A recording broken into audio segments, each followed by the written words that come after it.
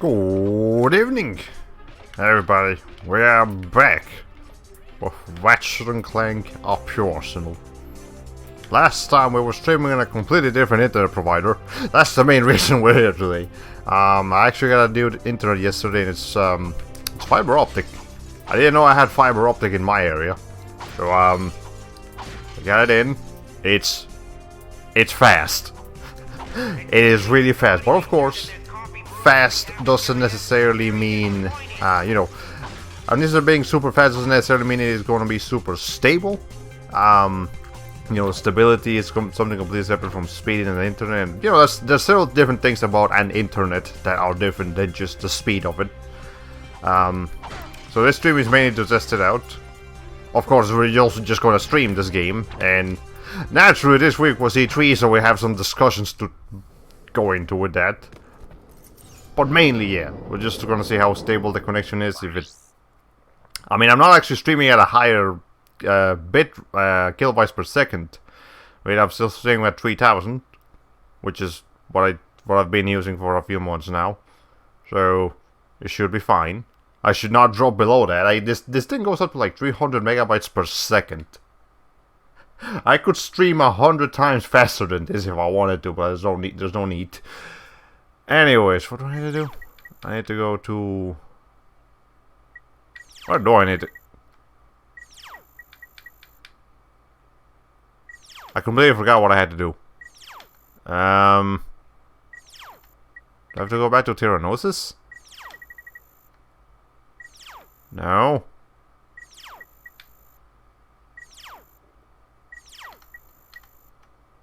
I guess we have to complete VR gadget training before we can do anything. Well, let's do that then. Real quick. It's the only mission I said here that wasn't optional, so... What is my... so all I've got is the refractor and the Terra guys. I don't see why I would need something beyond that. Maybe... Did this like not say... Oh. There we are. Come back to disgrace my training course once again, Actually, we were hoping we could just pick up the gadgets and split. We have a spaceship to catch. Ha! You slackers are always looking for the easy way out. When you can pass the course, you can have the device. Well, okay. I guess we're doing one of these again. We are gadget training. Those platforms can be activated with the hypershot. Ow. Oh, so now the slingshot also works as the dynamo. Target. Press and hold circle to connect to the target. I actually forgot about that. You can just... That hacker is used to crack the I know what the hacker's like. I don't need your... Okay, hold on. The green code snippets. Press circle to destroy the red defense programs. The blue defenses are indestructible. Maybe I shouldn't be skipping so much dialogue. Okay, well anyways, let's see. Oh, I remember how this goes. Okay. It is simple enough.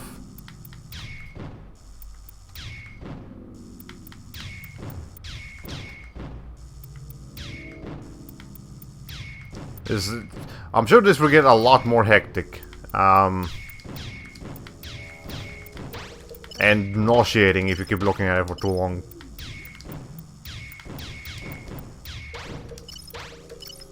What do I do with that?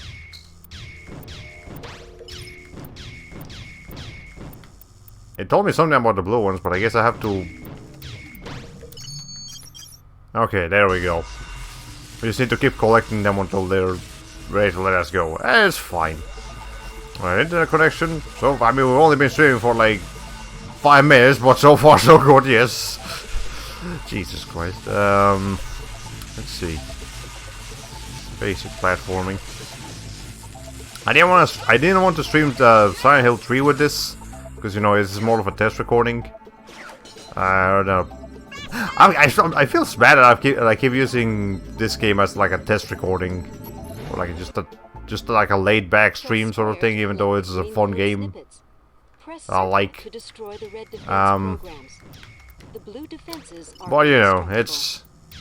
it is what it is. I will get into some more E3 discussions in a bit.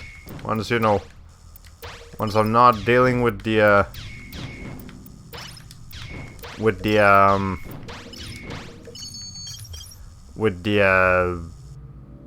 I trying to say here?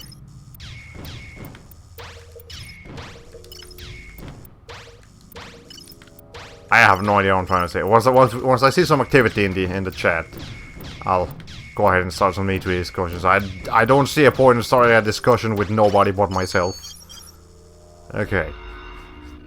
And I also would need probably like a list, because obviously there's a lot of stuff that got announced at E3, and even a lot of stuff that didn't get announced in a conference, but still got announced anyways.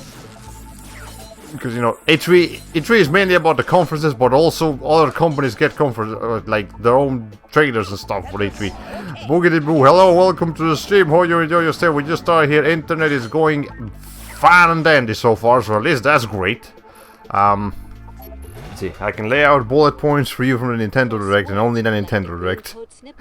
That's fine. We'll save that one for last, because that is literally the last one. The blue defenses are indestructible. Yeah, no, okay. But yeah, okay, so let's just... Now we have some activity in here. Let's start from the beginning. Sounds like a reasonable thing to do. Microsoft. So, Microsoft had the longest conference. They know... Okay. Technically, Electronic Arts inaugurated E3 with, like, their Star Wars Fallen Jedi Order thing, but... I mean, that's just EA. Nobody cares. So really it was Microsoft's that inaugurated E3, and let's see, the very first thing they showed was like the Outer Wilds. It's the not Fallout game by the people that made Fallout New Vegas, and I mean, it looks fine. I'm not a particularly big Fallout fan. Like, I played a little bit of Fallout 3, and I thought it was okay. I didn't play it all the way through. I didn't think the story was as compelling as people made it sound. And you know, it was probably not the game for me. So the Outer Wilds, I mean, for the right audience, it looks like it would be a fun game, but I would not go out of my way to like buy it day one or anything. And be on our way. Oh yeah, the little man is cocky now. Ho, ho, ho. Maybe you'd like to meet Helga on the wrestling mat? Hmm? You'll see how cocky you are, twisted up like a wet noodle. Maybe next time. Pansies. Well, anyways, let's see. Okay, when you said that's just EA, nobody cares, you sounded spookily similar to Todd Howard. That's just EA, nobody cares. What? Never mind. I was just getting around. Hey, anybody know where the escape pods are? Well, anyways. Donkey's video is a high-speed recap. I'll have to watch. I saw it he uploaded. I just have to watch it. Make the time to watch it. But anyways, yeah, Outer Wilds looks alright. Looks fun for the right audience. I'm just not gonna. I'm not gonna go running after it. And then they actually started E3. I don't remember what's the next thing they showed, so it's probably not important. But then they showed Cyberpunk 2077. And we didn't see much game. Okay, we saw like a CG trailer. And then we saw some gameplay. It looks great. I mean, I trust CD Projekt Red. It's supposed to be like some of the best developers we've seen in a long time. But obviously, in between that... Hold on. Security computer terminals. My information indicates that one of them is somewhere out in the islands. The other one is inside the main building. Thanks, Al. Well, yeah, in between the CG trailer and the gameplay trailer, we got Keanu Reeves. I mean, I know people love Keanu Reeves. I don't really know him that well. I barely watch TVs and movies and stuff, so I've only... You know, I'm not like crazy for him. Or, like, I have no reason to dislike him. I just don't have a strong reason to like lose my shit over him here. Like that one girl in the audience was just like having an orgasm on mid presentation. It was pretty insane. Well, let's see. Hello, Mr. Man.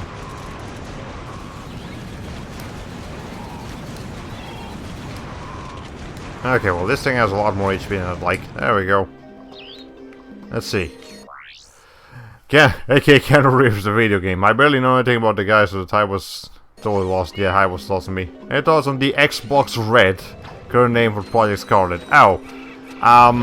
Well, that was probably that was at the end of the presentation, but I guess since you brought it up,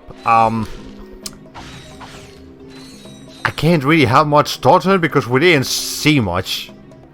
They just gushed about it being the most powerful console to date in the market, that it will provide like extremely fast loading times and just be like a really powerful console, and I'm like, alright, cool. But what's it look like? Like, I can't go off of your machine is really powerful, trust. Our machine is really powerful, trust us. You should definitely buy it. And then just, I mean, they show that it's gonna run. It's gonna have what's the name of it? Halo on day one. Yeah, as a launch title. I mean, like, that's cool. I like Halo.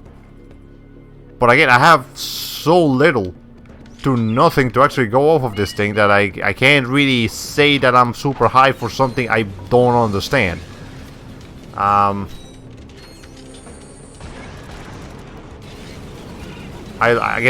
look forward to what it will be, and I do wanna see how, like, how it'll turn out.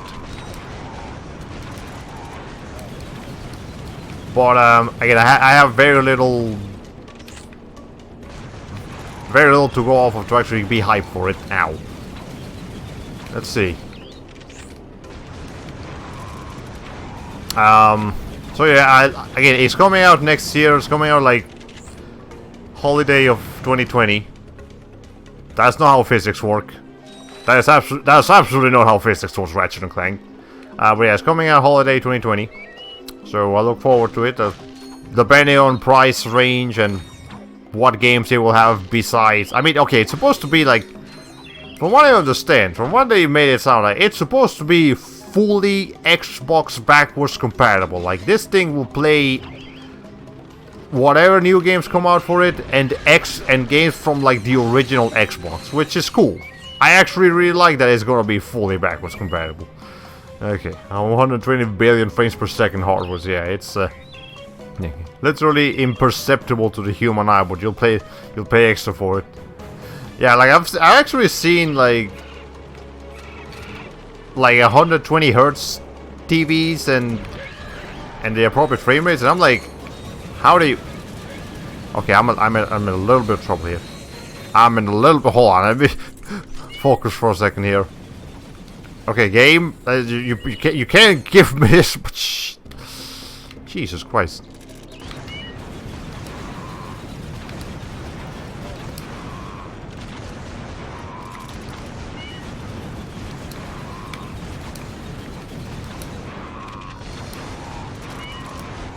Okay, there we go. Jeez Christ. So anyways, yeah, I've seen like 120 hertz TVs, and it looks cool for a moment, but then you realize it's just you can't really perceive the difference between a 120 hertz TV and like just a normal TV. There's a 60 frames per second TV unless you like slow down the camera. Like in full motion, you will barely notice the difference between 60 frames per second and 120 frames per second. If you slow it down, you'll notice like there will be a lot more frames in the slowed down version, but you know, that's not gonna be most TV. Like you'll see when the action does a slow-mo, you will notice that 120 frames per second. Otherwise, you won't notice it. And I'm sure that's the same with games. And games tend to be faster than slower, so... Yeah, as long as we just keep consistent... If we just keep consistent 60 frames per second, I'll be happy. We don't need any more than that. Okay, how do I activate this? Okay, I can just jump probably. There we go. Let's see. I missed on the backwards compatibility. That's good. That's great to hear. Yeah, so technically I could just get rid of my Xbox 360 and only keep the one game that I really care for it, aka Lost Odyssey. What's that face at the end, Ratchet? To blast off with the charge boots. Okay, well, I can blast off again. Yay. But anyways, that's about it for Scarlet. There's really not much to go off of other than it's like a super powerful machine. Trust us. You should definitely buy it. And then they also said, like, apparently after the E3 conference at some kind of interview, they said that they don't need you to buy a Scarlet. Like, they want you to buy a Scarlet, of course, but they don't need you to do it. Which now is just like, wait, what? So... the reason for that is that Microsoft is mostly concerned with just selling you the games and the products, and I mean and the services. That's why, technically, Xbox Game Pass coming to PC is a bigger deal than Project Scarlet. So To target multiple enemies with the spitting Hydra. Release. Cool. I guess we'll have to use this thing later, but yeah, the Xbox Game Pass coming to PC is actually pretty cool because I'm very interested to see what games they'll be bringing to PC alongside the service. And if they bring Lost Odyssey to PC, that's all I need. I mean, I like more games than that, obviously, but Lost Odyssey is the main one. I really wanted to play that game. Okay, hi, there's a... This seems like an issue. I should probably not try to fight that thing. Okay, it gave up as soon as we exited the bridge. Excellent. Alright. Was there any info on the Stadia? Might not have even appeared at this year's E3. They announced some games that will be coming to Stadia, but they didn't show anything about the Stadia because Google actually had their own little like conference before E3. So that's where the Stadia info comes from, I suppose. Okay, I guess you can't go over there. Okay, note to self, don't go in the fucking water, Jesus. Alright. To be fair, considering the Game Pass is a means to play around with some Microsoft titles I missed out on over the years, yeah. Like... I very much expect we'll be seeing, like, classics like Banjo-Kazooie and other rare titles coming to PC soon enough. And maybe even Nintendo. Because of later news we're gonna go into once we get to the Nintendo conference. But you know, Gears of War, Halo. Oh, those, there you go, they're fun games. They're not for everyone, obviously. They're first-person shooters, and as much as the gaming industry wants you to believe otherwise, first-person shooters are not for everyone. But yeah, it's fun. It will hopefully give us a chance to check out some of those classics again. Besides that, though, let's see. Okay, let's go back to the actual game list. So, Cyberpunk 2077. It looks cool. It looks like it'll be a fine game, but I'm not particularly excited for it because it's just not the type of game for me. I mean, I'm not saying I won't enjoy it. I'm just saying it's not something I'm personally going to get like insanely hyped about. But the next thing they announced, Spiritfarer. Yeah, that looked really cute. That was like an indie sort of artsy game where you play as like this girl in a little side-scrolling village, and you have to and you have a cat, and you get to like interact. Like it's basically, it feels like you know, like the Stardew Valley Animal Crossing kind of game, and that's always fun. I've never played a game like those, or at least maybe I have, but not for much. But you know, it's always fun to get the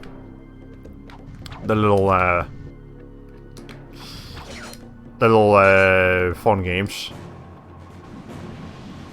Okay, I guess we have to fight for a little bit. Hold on me. Let me focus for a little bit here. But yeah, the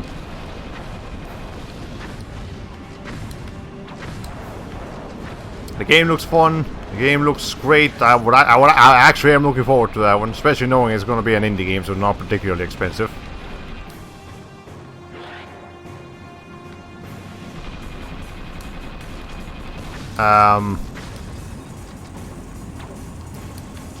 And that's about it for Spiritfarer though. Like, there's... If you saw it, you know you'll like it. If you didn't see it, well, go look at it. And if you saw it and you're not interested, well, then you're not interested. You're not the target audience. You don't have to be. But, you know. Let's see. Oh, let me try this. No, the Hydra. How does this even work? Hold on.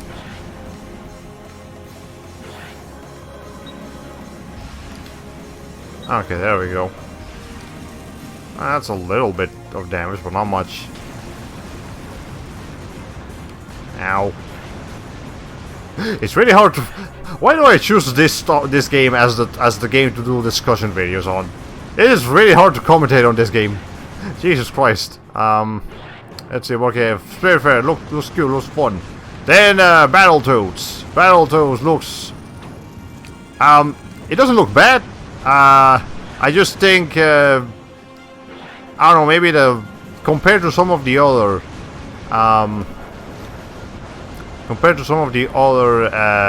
games that they showed in like a 2D indie style, it didn't look quite as impressive. But it still looks fun. I never played the original Battletoads, and I guess this would be a chance to check it out if I really wanted to. So maybe I'll think about it. It might be fun every once in a while. Then I completely forgot. Freaking Ori and the Will of the Wisp. Now there's not much to say about Ori and the Will of the Wisp though, because we already saw it last year. Well, god damn it. That's not fun. Yeah, Ori and the Will of the Wisp looks great. It looks just as great as it did last year. So that's why there's really not much to say about it. It's just Ori and the Will of the Wisps. It's one of Microsoft's more underrated. Or maybe not underrated. Just well, actually, yeah, maybe underrated because not many people probably think about it too much. But every time they bring it up, someone starts losing their shit because it just looks so cool. Yeah, the art style is really impressive. I very much look forward to that one at some point.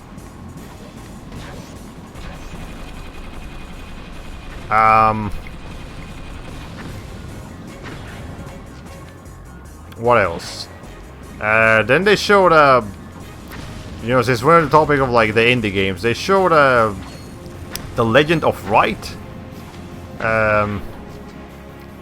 RPG Time, The Legend of Wright, I think is what it was called. It's really hard to read the title of that game because of how I think they stylized the font a bit too much, if you ask me.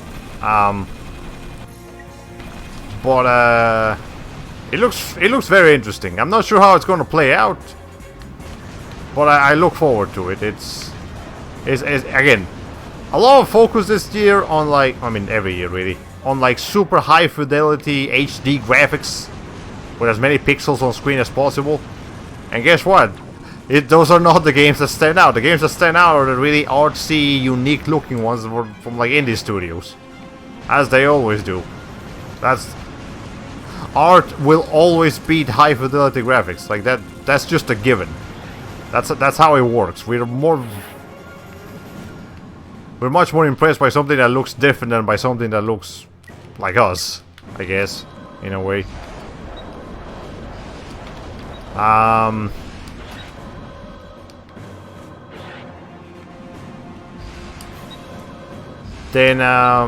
But yeah, it looks interesting, it looks fun. I'll be checking it out when I get the chance. Then what else did they show? I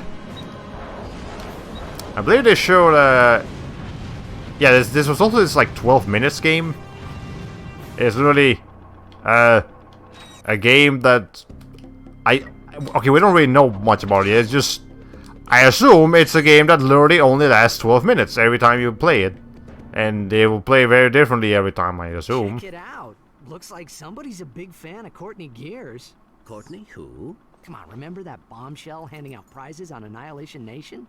Ah, yes. Her specifications were remarkable. Yeah, well, she's not the hottest pop star in the galaxy because of her singing. That is odd. It appears this computer was recently used to edit one of her music videos. Oh, let's watch it! I mean, you know, it may contain a clue or something. Actually, I'm gonna shut up for this one just because I like this. Yeah, what's up, people? It's Courtney Gears. Are you feeling me, robots? I'm feeling you. I see the future, and what do I see? Robots going crazy across the galaxy. Can't stand organics, they're soft and squishy. The time is now, where robots must be.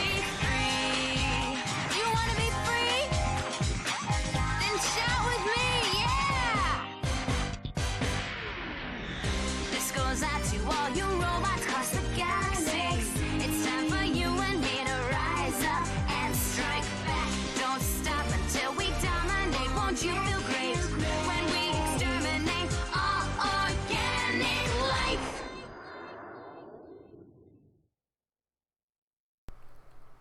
It would have been really hard to commentate over that anyways. Gears may be in league with Dr. Nefarious.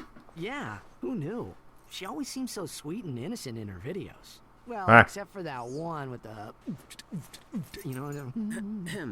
She might possess information about what Nefarious is planning. Oh, right. And if we win that grand prize on Annihilation Nation, we'll get another chance to talk to her. Okay, we gotta go back to Annihilation Nation now. Anyways, let's see what else we have in here. Let me read the chat real quick. Okay, so I thought a bit more about Death Stranding today, and I came to the conclusion that Hideo Kojima just really likes making his audience feel uncomfortable in a variety of ways. That is definitely a possibility. I would not doubt that for a second. Now what? Hold on, let me. I can take the taxi, but I can also do this. This has to lead to something. And we'll get more about Death Stranding and something relating to Death Stranding in a little bit. But first, yeah, Psychonauts 2. So let's talk about that one real quick. It looks great. And I was kind of... I'm not super surprised, but it's definitely a bit... Why are you holding a wrench like that, Ratchet? There you go. What? No. Okay, whatever. Anyways, yeah, it looks very fun. It looks very interesting. I just wasn't expecting... What the fuck? I just wasn't expecting Microsoft to be to buy the game.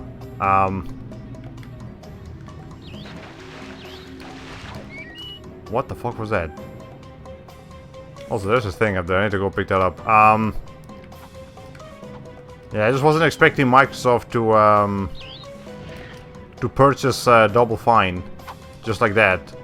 But I guess I'm not so surprised either. They do look like they would work together. And of course, games being bought by the Microsoft studio no longer means that they're going to be Microsoft Xbox exclusives. It also means that they're coming to PC. And they did say that they are willing to, that they want to bring more games to like Steam and other platforms. So don't worry, you don't have to have an Xbox to play games owned by Microsoft. You can just get yourself yourself a gaming PC. That'll suit your needs for all Microsoft-related video games. Which honestly, I think that's probably the thing that people are going to do the most. Like, I don't expect, yeah, I don't expect people to just buy a bunch of like. I don't expect people to buy all Scarlets as much as they do just want to get a better computer. You know, because Scarlet, I mean, I'm sure it'll be fine and dandy, but at the end of the day, it's going to be a new computer is going to be much more useful than the new Xbox to have, and a lot more versatile too. So yeah, it's a very good idea that they're bringing their games to PC as well as Xbox.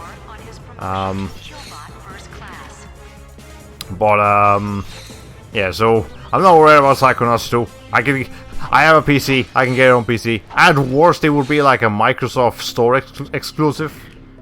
And even that seems kind of unlikely. Like, if they're bringing like Halo to Steam, if I'm not mistaken, then I have no reason to be concerned about like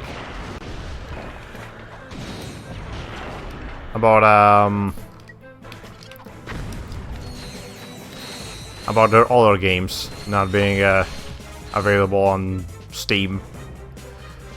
Okay, Battletoads looks goddamn disgusting, which I guess is what they were going for, but I just really don't like the art style. Fair enough. I mean, I don't think it's too bad, it could have been better, that's for sure. Let's see. Let's see if I can infect this guy real quick.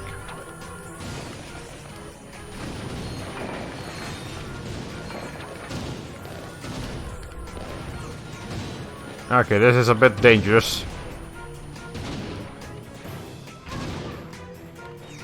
I had to use the infector more. It is really hard to upgrade weapons in this game, I'm noticing. Okay.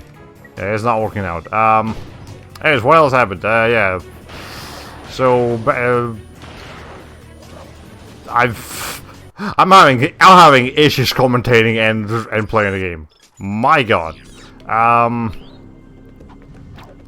But yes, I'd rather go to Microsoft Store than Epic Games Store, yes. Which is something I will touch on later, because something about that data core.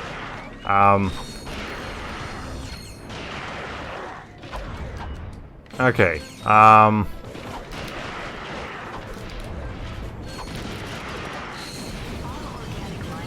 Let's see.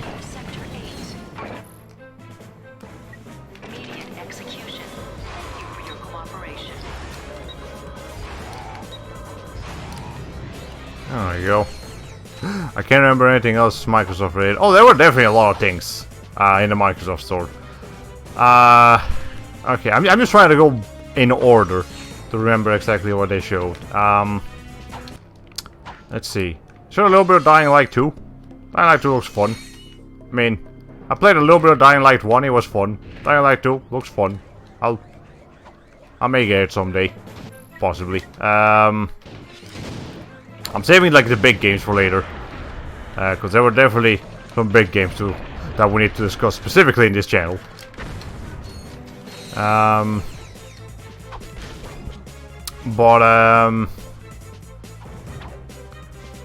was it? So they also had a Phantasy Star Online 2 is finally getting an official localization over here in the West, and that game's been out in Japan for like years. I mean, like 6 to it feels like 6 to 7 years or something like that. It is not a new game. It has been out for like the better, at least the like almost half of the previous generation. So it's interesting that they're finally bringing it over here after all these years. It almost feels a bit too late, but at the same time, I know it's very popular. People are still gonna play that game, even if it's so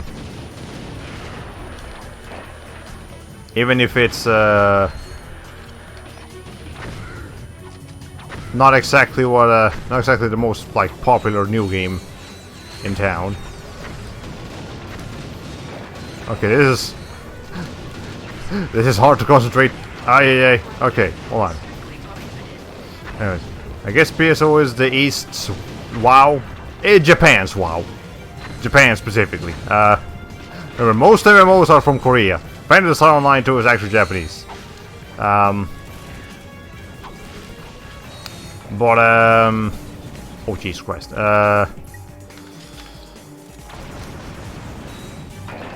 Let's see. But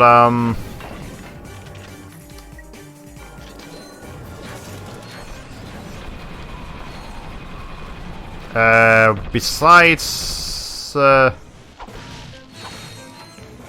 Fantasy Star Online 2, there was a little bit of what am I trying? Again, it's so hard to concentrate. It is so hard to concentrate to commentate in this game, specifically in this game. Oh my god. Okay. Fantasy Star Online 2 looks great. Oh yeah, fucking Forza Horizon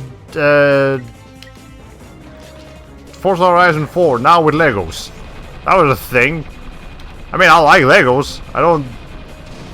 I have no issues with this announcement. It just came out a little bit out of nowhere.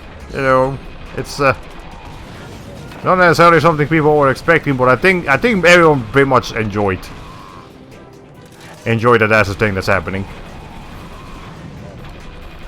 Because again, Legos are always fun, and that I mean, personally, that made me a lot more interested in Forza Horizon, because it's fun. I like it when a game where it's just fun. Like, it doesn't have to be serious. Like, there was for a long time the games were just all trying to be like super serious and have meaning and all this shit. But now a lot more games I'm seeing recently are just fun. It's okay for a game to just be fun. So that's cool. And the complete opposite spectrum, there was a game that like stood out to me for how much it didn't stand out. Crossfire X. They showed a CG trailer, and all it was is like generic factory default, like box standard shoot game. Like Call of Duty, except it's not Call of Duty. Like, who wants that? I mean, I know there probably is an audience for that sort of game, but like, it impressed me how much that game didn't stand out at all. And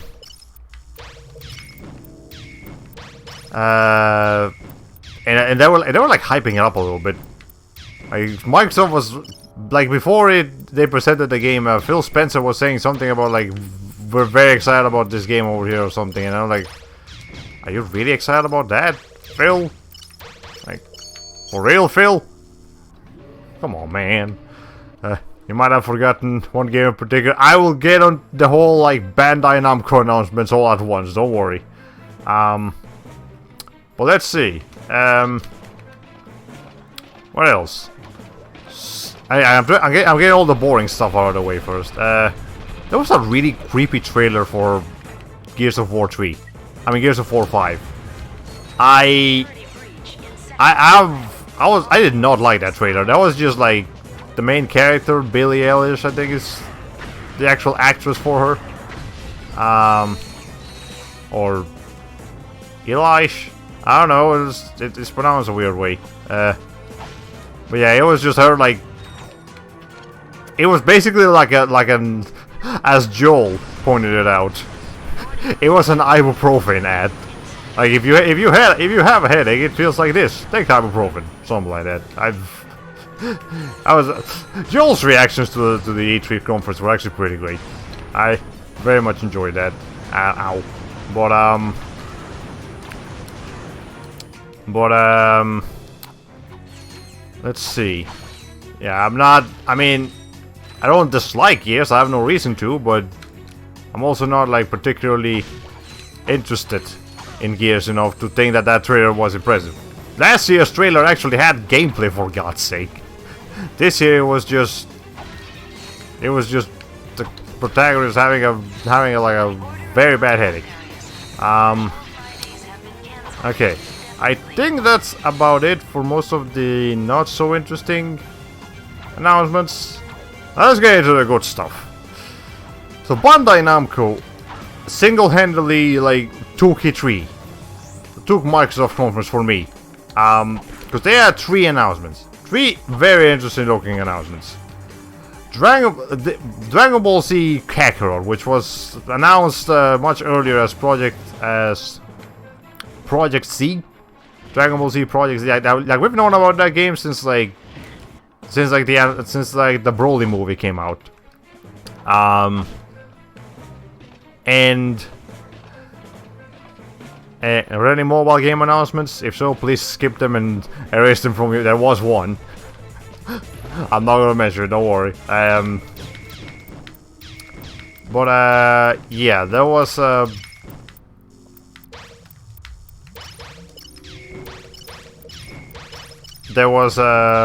Dragon Ball Z Kakarot, which is actually an action RPG, which is something that Dragon Ball hasn't done in a little bit.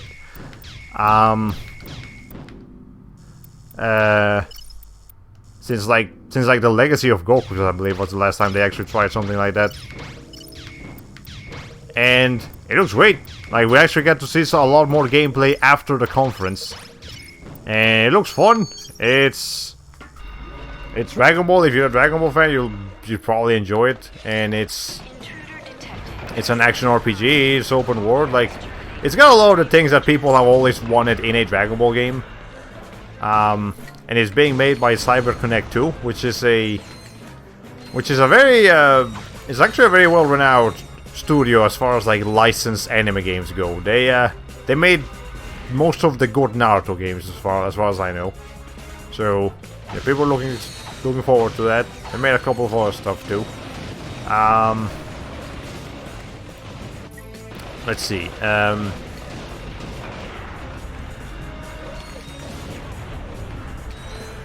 They made yeah, they're making that one, and it looks fun. I'll probably get it eventually. But what else? I'd love to relive the Frieza Saga in 3D form. Yeah, that's gonna be fun. Now they didn't actually. The thing that the main concern here is that they don't actually know how far the game is gonna go. The shot cannon can be charged up to release a spectacular beam of death. Hold the fire button to charge up the beam. Then release the button and sweep the beam across your enemies. Congratulations to well, there we go. So yeah, it looks great. It looks fun. I will definitely get it eventually. Okay, let's call it Dragon Ball Z. I mean, pretty much everyone outside of America pronounces that letter as Z and not Z. But I probably should use this. Whatever. And so let's give me some defense. Some defense for this puzzle I'm about to solve. But yeah, it looks great. The other thing they announced, and I'm not gonna go about the actual next thing they announced, because you know, damn it. There were actually a bunch of leaks for Bandai Namco before the conference started. And they all turn out to be true. So the next thing that probably most people will be excited about is Elden Ring. It's gonna be the next game by From Software, you know, Miyazaki, Dark Souls people. And it's also being written in collaboration with George R.R. Martin, Mr. Game of Thrones man. So that's cool. I mean, I didn't watch Game of Thrones. I don't have much to say about Game of Thrones, but I know he is a talented author. He made one of the most popular, like, fiction stories in recent history, so I very much look forward to what him and Miyazaki will come up with together. And while I'm not a particularly big fan of Dark Souls, I do really want to play Sekiro. And if Elden Ring is closer to Sekiro, or, you know, just a completely different game from Dark Souls, like Sekiro was, then I very much look forward to it. This terminal should give us high-level access to all of Let's see. Nefarious's project files. I found something. I am afraid it does not look good. Bio-obliterator? Huh. I see what you mean. What exactly does it do? That information has been deleted. Uh-oh. Well, where is this thing? Location unknown. However, a large transport vessel left this facility yesterday. It was headed for the Obani moon system. The Obani moons, huh? Well, we better check it out. Okay, we gotta go to the Bunny Moons. Anyway, so yeah, Elden Ring, we didn't actually see any gameplay, it was just a CG trailer. But, you know, the CG trailers are usually just to explain the concept of the game. You know, it shows you what the game will be, what it's gonna look like, what you can expect from it. And, you know, from what I saw, it looked really interesting. Like, I'm very interested to see how this world of Elden Ring is going to unfold. And yeah, that's about all I can say for Elden Ring, though, unfortunately. Why is this not open? Should this be open? Okay, whatever, I guess I'll just have to come back later. I'm supposed to be able to go over there so I can get over here. Is there a switch or something? All organic life forms report to Sector 8 for switch. immediate execution. Thank you for your cooperation. I'll come back here later. Anyways, but yeah, Elden Ring looks great. And not a big thing. Not a big announcement for me personally, and hopefully a lot of other people. Tales of Arise. The next mainline Tales of title has officially been unveiled. It is going to use a completely different engine. It's going to use the Unreal Engine 4. Which is great, because they've been using the Cilia engine since like 2011. Like it's been almost 10 years that they've been using the same, by this point, very outdated engine. Like that was designed for PS3. We're moving into the PS5 generation now. Ouch! Hey, Ratchet, what's up? Hi, Skid. Can we talk to Sasha? Sasha and Quark are meeting with the president, man. They left me in charge of the ship. What? I mean, I see. Well, is Al there? He's out to lunch. Helga? In the sauna. Quark's monkey, perhaps. Just tell Sasha that Clank and I are checking out a lead on the Obani moons. The Obani moons? Sounds like you guys could use some backup. I'll grab my gear and meet you there. No. Great. This is just a bad day for Ratchet. Anyways, we need to go back to Annihilation Nation, though. Let's see. Yeah, Tales of Arise. Yeah. But of course, that is my game of E3 2019. It looks great. It looks gorgeous. It looks fun. And it's coming out 2020. When in 2020, we don't know. Could be January, could be December. But coming out 2020. And man, it actually made me like want to go and finally beat all of the Tales of games that I have in preparation for it. I'm not sure if I actually will, but I would like to. I need the time for it though. Okay, nice Star Wars establishing shot. Yep. And ever since the trailer dropped, we have gotten a bunch of information for it. Like what the actual lore is, what the development has been like. That the game has been in development since Tales of Berseria went in development. And as a point of reference, Tales of Berseria has been out for like 3 years now. Like, that means this game has been in development for a long time, which is good. It makes me think that they actually know, you know, they've had enough time to like refine it and make sure it's good and fun.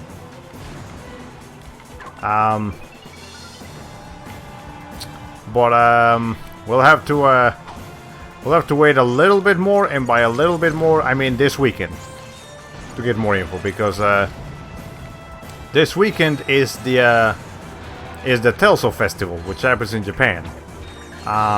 Every year, they do like 2 days of just tales of information and tales of stuff.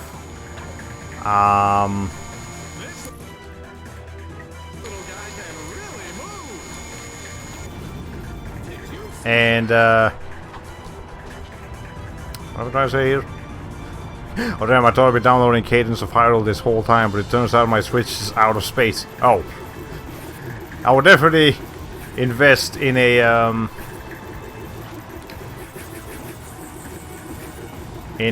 what's the name of it? In an external like micro SD for it.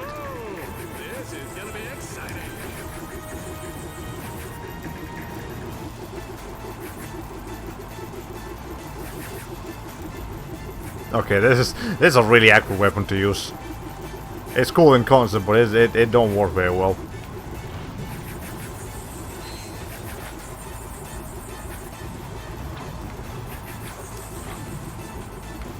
Okay.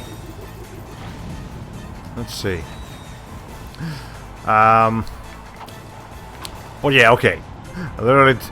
Literally a third of my memory was being eaten up by Smite. Yeah, Smite and Paladins I know both take up a lot of space, so... Definitely a good idea to get rid of those if you're not going to be playing them too much. At least until you can get a new hard drive for it. A new SD card, I mean. Well, anyway, yeah, Tales of Arise looks great, looks awesome. We're going to get more info of it this weekend. I will definitely gush about it more when we have all the info we need. And interesting thing is that the trailer, the Japanese trailer for it, you know, in the Japanese Bandai Namco YouTube channel, is in English. This game is apparently being made with an English audience in mind, which is interesting. But now that I think about it, actually kind of makes sense considering that Japan does not actually have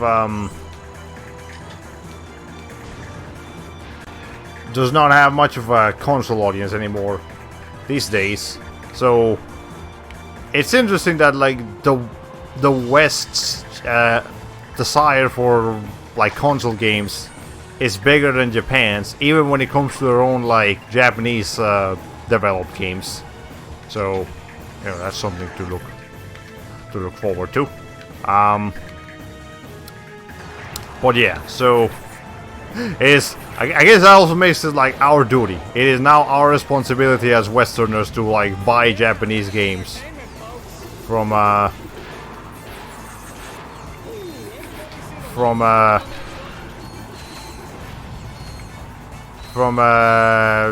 you know, from all those Japanese studios we like so much. If we want to keep seeing games from them, I don't know how much of a difference the shift in audience will make on the game. Well, apparently Tales of Vesperia, from what I remember seeing, so Tales of Vesperia Definitive Edition, you know, the remake, well, not remake, but just re-release of last year, actually sold better here than in Japan. Like, they specifically said that it undersold in Japan. Like, the PS4 version sold the most, but it still sold not as great. Whereas over here it sold surprisingly well. So a franchise that was previously mostly known by Japanese people and has a lot of games that have not come out here in the West is now going to get a now its console releases essentially rest in the hands of Westerners. Again, very interesting how that turns out.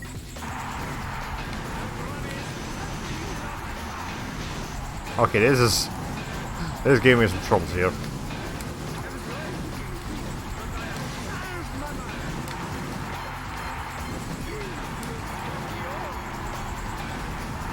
Am I gonna have to do this whole thing over if I fail this? I sincerely hope not.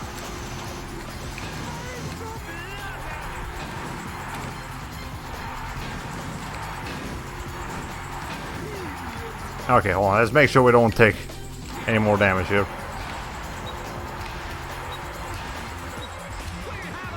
But did I win? Oh, that is bullshit. Come on. Okay, let's try that again. This is literally the brain tank from Psychonauts with flamethrowers. Yep. Okay. Anyways, that's about enough for the Microsoft conference, though. I'm sure there were more things that were announced. I'm sure I missed something. But that's the main thing. That's the main thing that I'm most excited about. Then was the Bethesda conference. And boy, was that a disaster. I don't think I've ever met a man be able to lie through his teeth as much as Todd Howard did. Like, he was just... I'm pretty sure the entirety of the Bethesda like audience was like purchased by them. Like, there's no way people are that excited about freaking Fallout 76 and its DLC bullshit. Give a big hand for Ratchet Clank. They'll take home a rare first edition Quark video comic. And here to present the grand prize, the incredible, incomparable, talented Courtney Gears. If we play this right, she'll lead us right to Dr. Nefarious. Better let me do the talking. It is an honor for you to meet me. I mean, to meet you, Miss Gears. Hi. Hi. My. You're even more gorgeous in person than you are on the Holo, Agent Clank. I've got a few secrets of my own that might need your special investigation. Yes, I will report your concerns to the proper authorities. Oh, Agent Clank, you always know exactly what to say to a woman. You know, I'd do anything to play a part in one of your Holo films. That could be arranged, Miss Gears, if you are willing to provide information on the whereabouts of Dr. Nefarious. Dr. Nefarious? You have been busy, haven't you? You just get me that part, and I'll tell you anything you want to know. There's something about the model on her face that looks wrong. Star Studios. Well, anyways, there we got a new comic now. But let's see. Yeah, Bethesda's conference was pretty much a disaster, except for Tango Games' new game, Ghostwire Tokyo. Again, only showed a CG trailer, only showed the concept of it.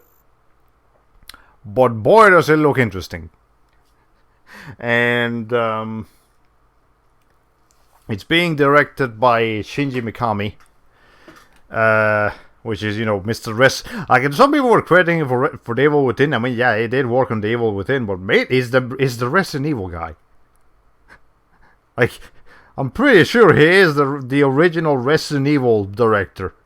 That's much bigger than The Evil Within, in my opinion, at least. And then came Ikumi Nakamura, like the creative director or the creative producer of the game. And I mean, it was no longer about the game anymore. It was about her.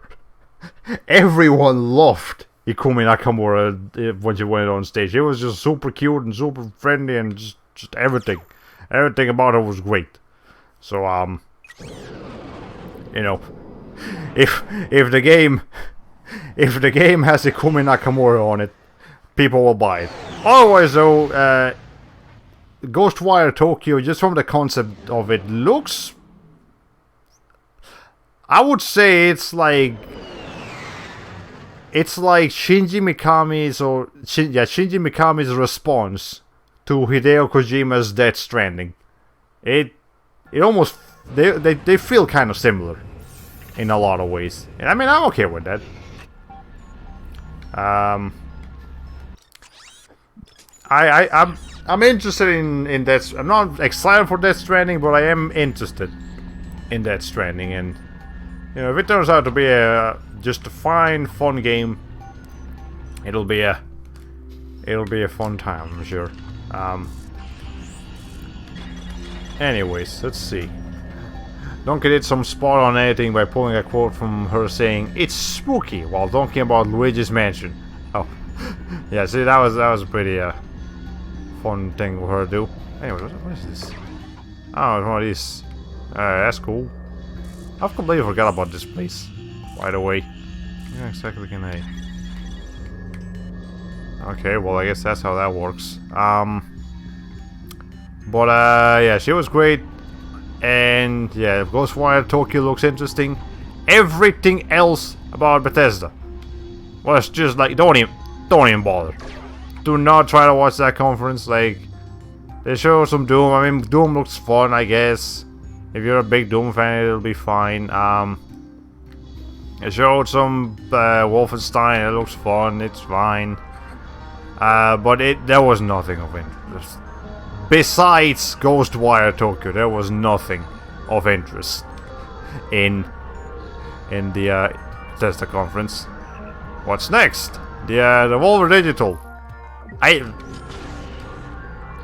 don't know what to say about Devolver Digital. I watched it.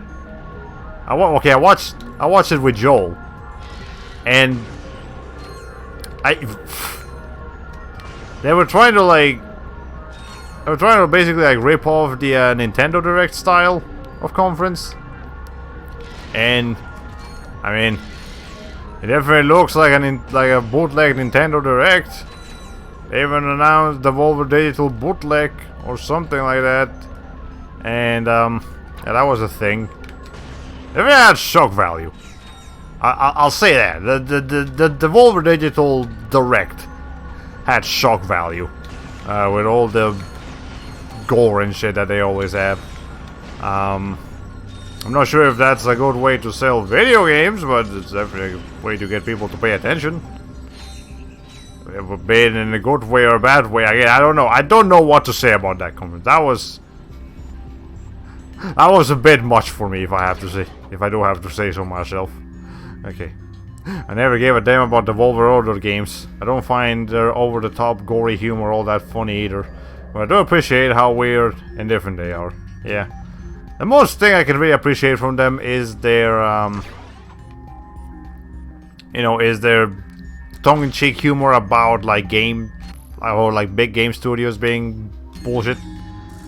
I can at least appreciate that.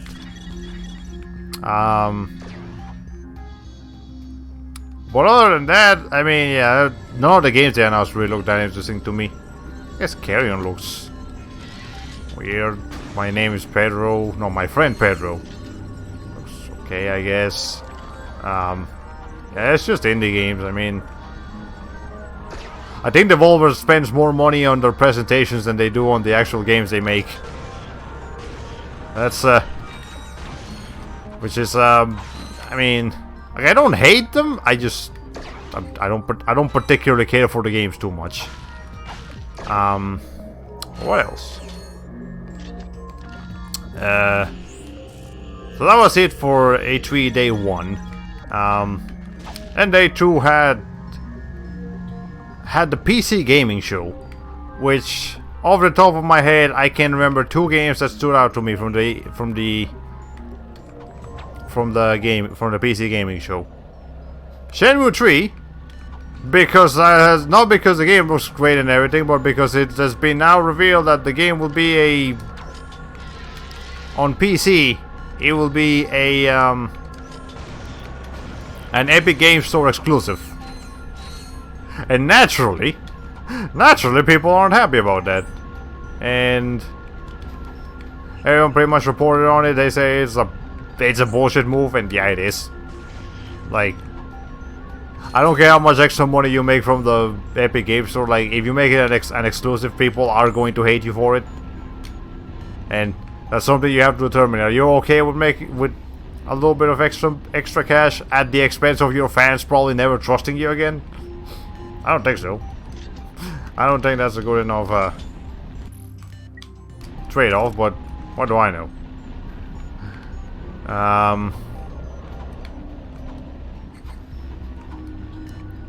But let's see, what else was there? There was the other game that was interesting in the PC gaming show was Crystales.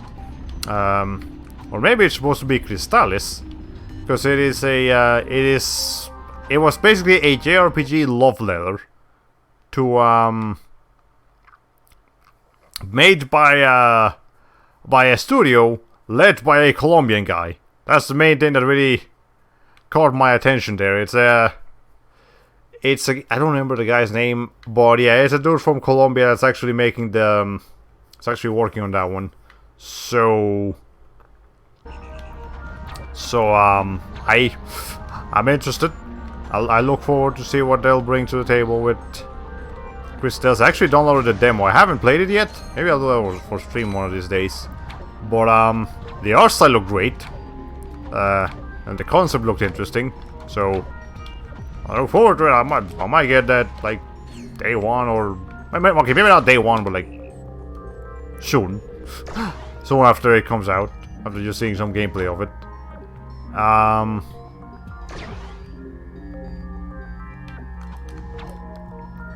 And let's see. It'd be a sound strategy if you expect to be going out of business in the near future.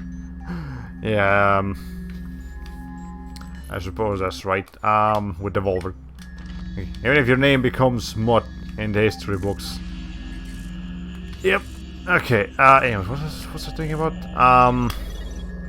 But yeah, Quiz Tales looks fun.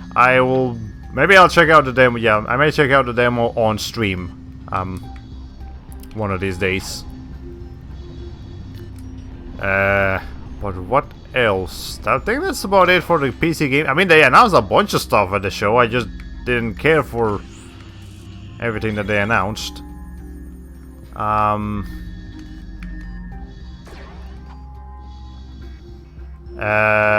after the E3, I mean, the show was Ubisoft. Ubisoft and Bethesda definitely had some parallels, because just like Bethesda, Ubisoft presentation was garbage, except for one game, Watch Dogs Legion. That also got leaked before before E3, but boy, even with the leak, I'm actually kind of. I've never really cared much for Watch Dogs, but Watch Dogs Legion actually looks fun. It's a it's got like the gimmick of that game is gonna be that every single NPC in the world map, which is actually set in London, is a recruitable character. You can literally just go up to any NPC and tell them, "Hey, buddy, you're part of our team now." And you know, they all have their different skills. They all have something different they can do.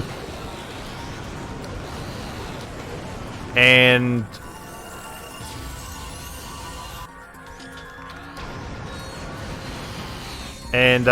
what else? Okay, I'm having a real hard time with this guy for some reason. Yeah, but yeah, you can recruit every NPC in that game. They can all be a playable character. And another big thing about it is that you can one of the kind of characters you can pick is just all ladies. You can play as grandma if you want, and they all have different skills as well. Some of them are like hacking specialists, some of them are like retired assassins. And it looks. The thing about it is that the way they presented that game with the humor and the very crude British accents and all that, it looks fun. Like the previous Watch Dogs games, they looked a bit too serious and like they were trying to be very edgy and shit. This one just looks fun. I actually want to play this game because I might actually have a good time with it. Which is again an important thing that games are starting to finally understand. They should be fun. All games, even the really serious ones, should be fun in some capacity. Okay, maybe not all games, but like, you know, some games are really good for a unique experience, but for the most part, a game should just aim to be fun. Should aim to entertain the player in some capacity. And Watch Dogs Legion definitely looks like it's gonna be that kind of game. So I might actually look out for that one. I probably won't get it like until a year after it comes out, because I have definitely learned my lesson. Do not buy Ubisoft games day one. That is just asking for trouble. They always release with a bunch of bugs and and all kinds of problems with them. But you know, otherwise it looks fun. I will keep my eye out for it when it goes on sale or something. Now let's see. Did this guy get bigger or something?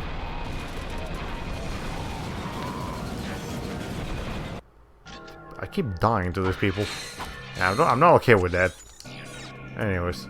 Oh, I wanted to say I have another example of game series that was hot in Japan but not in the West, but nowadays it's the exact opposite.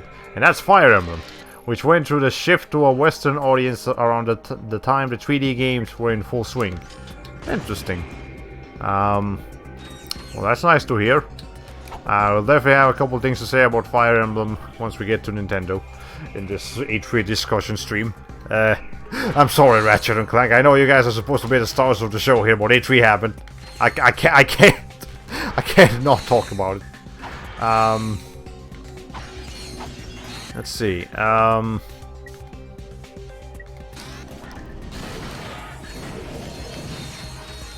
But yeah, let's yeah, Watch Dogs Legion looks fun, looks great. Otherwise, again, freaking Ubisoft presentation was garbage. Beyond Watch Dogs Legion, they had like nothing. They had TV shows. Yeah, they had like TV shows. They had movies announcements. They had like non-gaming related shit in the gaming presentation, which was dumb.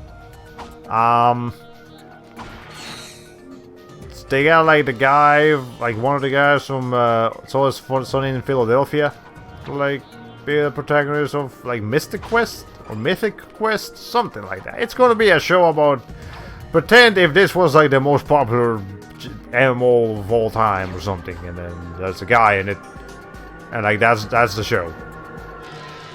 So whatever. I mean, maybe it'll be a fun show, but I don't care. It's just it's a TV show. I'm not here for I'm here for video games. Even if the show was about video games, unless they actually do something very clever with it, I probably won't watch it. They had like some new Ghost Recon game announcements. Again, just a fucking CG trailer of generic military shoot man. Nobody cares about generic military shoot man. That's not... Okay, fair enough. Actually, a lot of people do care about generic military shoot men, but no... But at the end of the day, it's not gonna get excitement. And if it's not Call of Duty, it's also kind of hard to just really get particularly excited for it. Okay. I've actually been avoiding details about Fire Emblem Three Houses, so aside from there is a time skip with consequences detail, I like to remain spoiler free. Well, I didn't really understand much other than that anyway, so I'm just saying it looks cool. We did get to see some gameplay of it from the Nintendo Treehouse after after their conference ended. So that's fun. It looks great. It looks like Fire Emblem, that's for sure. But anyway, back to Ubisoft. They announced Just Dance 2020, and that game's gonna be coming to the Wii. I mean, it's gonna be coming to all the major consoles of today, but also coming to the Nintendo Wii. Not the Wii U, just the Wii. And I'm like, how the fuck? And then I realized, you know what? This is such like a family grandma kind of game to have in the living room that there's probably enough of a demographic of like old parents and people that still have a Nintendo Wii from 2007 or 2006 for them to justify releasing a new game like the go-to party like dance game on the Wii. Wait, what? I'm assuming you were talking about Just Dance here. Yeah, Just Dance 2020 is coming to all the major consoles and Nintendo Wii. I mean, listen, it is a perfectly functional dance game. There is nothing actually wrong with Just Dance. It's just the definition of a casual game. So, you know, I'm not the right audience for it. Not because it's casual, just because it doesn't look particularly fun for someone like me. Okay, that's like the only thing pushing new titles on the Wii after year. Yeah, it's pretty ridiculous. Let's see. So, any idea why there was a dog at the Ubisoft conference? Watch Dogs? I don't actually remember. I might have missed that part. But yeah, I guess Watch Dogs is why there was a dog at conference. Probably. And at the very end of the conference, they announced that there's a new like game by the Assassin's Creed. There's a new game by the Assassin's Creed Odyssey people called like Gods and something. Again, just a CG trailer. It's set in the in ancient Greece, because of course it's set in ancient Greece, and I mean it's just. Yeah, again, it was just a CG trailer. I mean, it looks like a fun, maybe potential like platformer, open world kind of game thing, but it's hard to go off of just CG trailer, man. I need to understand, we need gameplay. If it's not a game that it will be immediately recognizable, like you can just drop a CG trailer for like Final Fantasy VII Remake like they did when they first announced that game, and that's okay because it's Final Fantasy VII. That's instantly recognizable. People will instantly get excited at that. Whereas this new IP that nobody knows about or nobody really understands, and has very little recognition behind it, well, I mean, it's hard to get excited for it. I mean, it looks like it could be fun, but I don't know what else you want me to say about... What are you shooting at? Oh my god. Okay.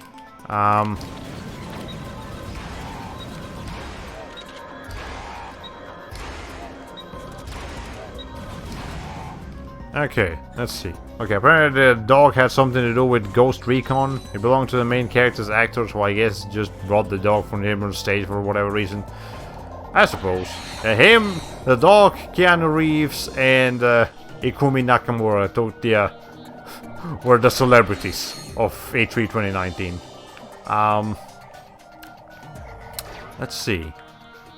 Beyond the dog, though, let's see. I mean, or the gods and things. Man down! It's alright, Skid. The fight's over. Yes!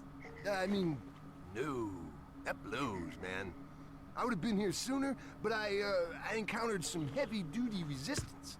Enemy troops? Well, not exactly. The drive through a Galaxy Burger was wicked slow, and... Anyway, looks like that last moon is surrounded by an Omega-class disintegration field. Whatever's going on out there, it can't be good. If I had the right tools, I could hack into that generator and shut the field down. Hey, lucky for you dudes, I brought this. Stand back, bro. I'm like a trained professional and stuff. Don't try this at home. Oh, man, it's busted. Oh, wait, never mind. Incoming call from the Galactic Rangers. This is a cutscene. Sarge, Blackwater City is under attack! The noise came out of nowhere. The situation is extremely, well, we're pretty much hosed, sir. Run for your lives! Ah! Sir, requesting immediate assistance! Whoa! I guess I'll be canceling that hoverboard trip to Blackwater City. The Rangers need our help. Let's go. I'll, like, catch up with you guys? I think this lock is gonna take a while. Okay, give us a call if anything comes up. Well, I guess we'll have to come back here later. Anyways. Yeah, apparently, I mean, last year was pretty weird too. There's Andrew WK, Old Motorcycle Man, and Ancient Woodwind Instrument Guy. Yeah, it really is always a show. For better or for worse. Well, let's see.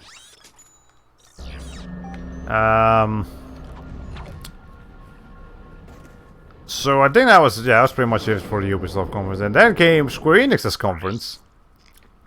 Well, let me get some water before I start this. Okay, hold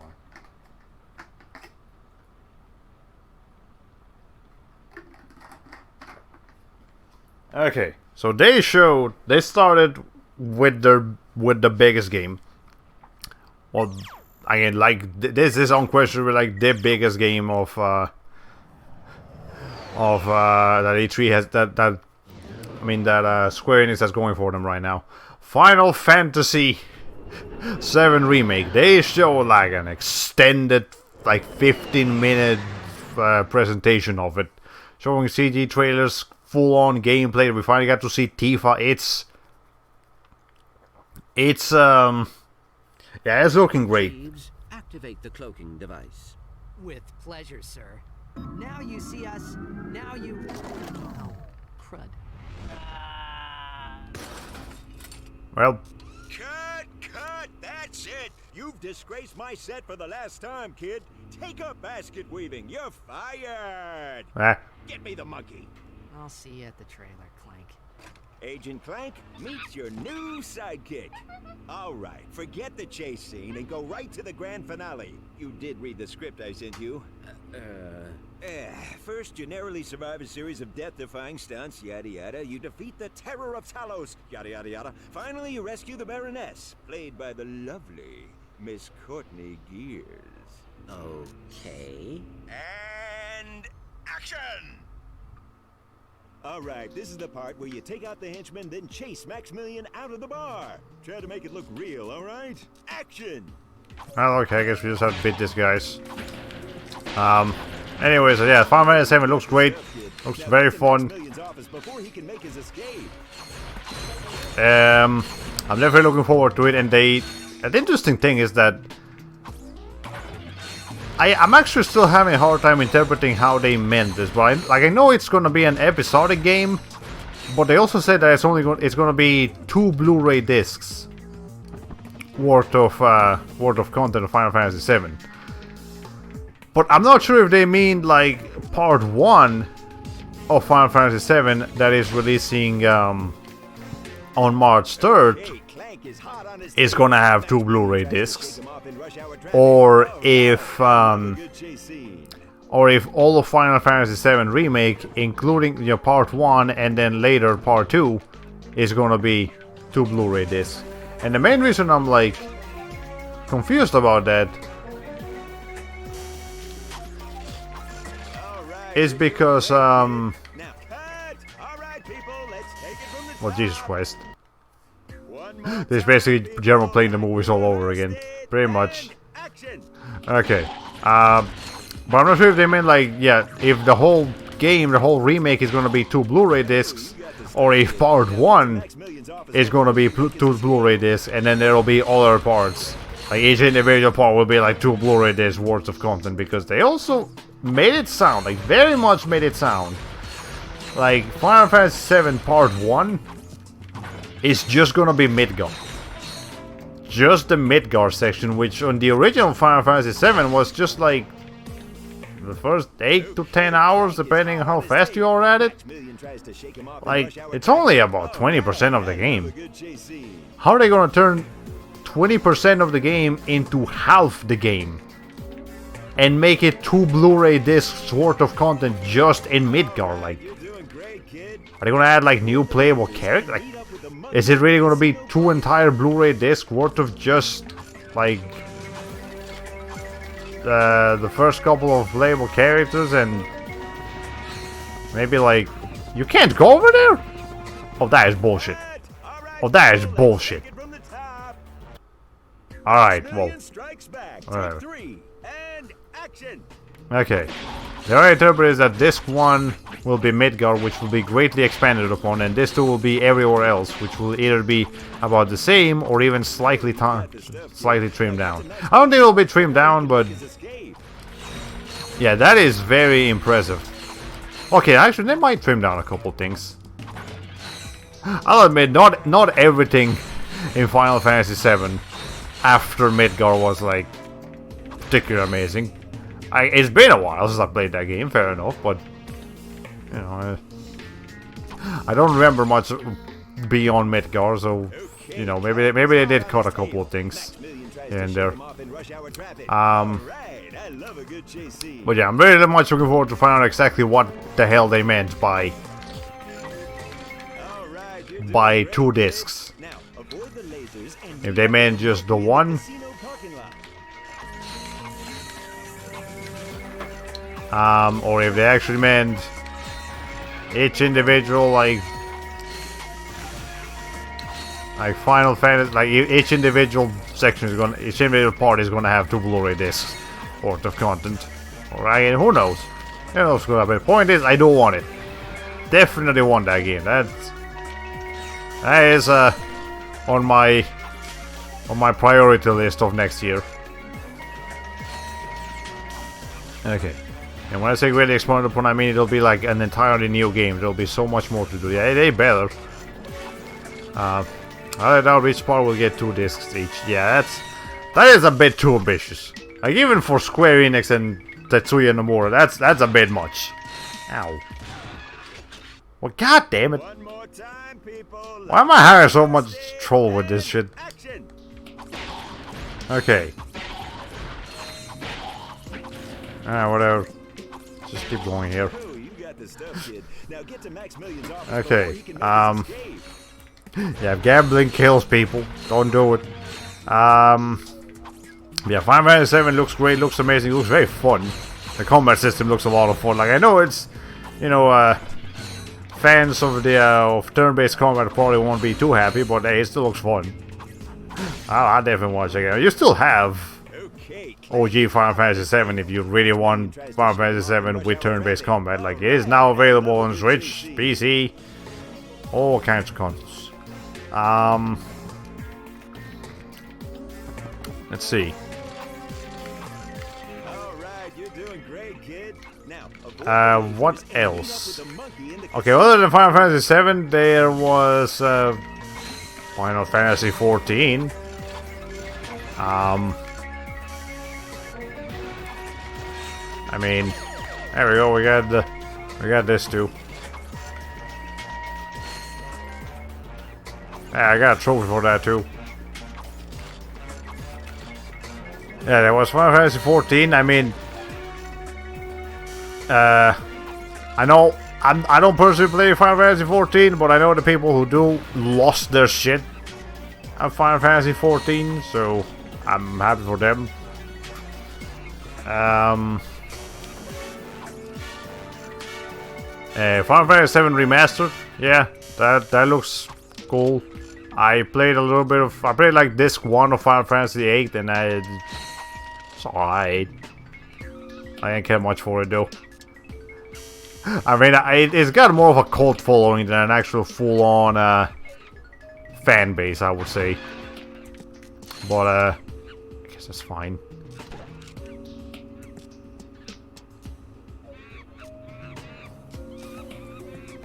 I think he's having a hard time over there. I'm not really gonna keep doing this shit. Ah, fuck it, it gives me bolts. But yeah, Final Fantasy 7 Remastered. Final Fantasy Crystal Chronicles looks fun. Oninaki looks fun. There was the Avengers game. We barely saw anything for it. This game looks fine. Ow. I need to stop getting hit by these freaking explosives. Okay.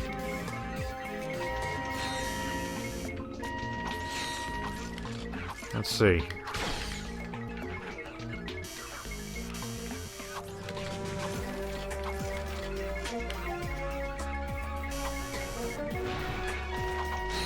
How do I make sure I don't get hit by these things?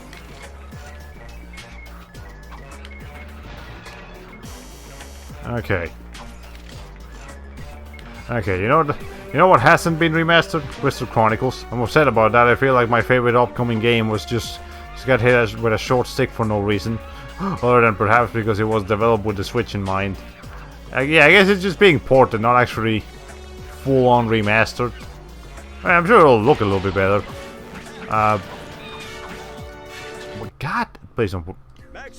Okay, fuck the slot machines. I am not doing the slot machines anymore. They're just bringing me trouble. Gambling kills people. Okay. Anyways, yeah, Avengers game. It looks okay. I mean, I'm not a big Avengers person. I haven't even seen any of the movies, and I don't really. I'm not like desperate to go do that like ASAP. I like Marvel movies. I just don't go crazy over them.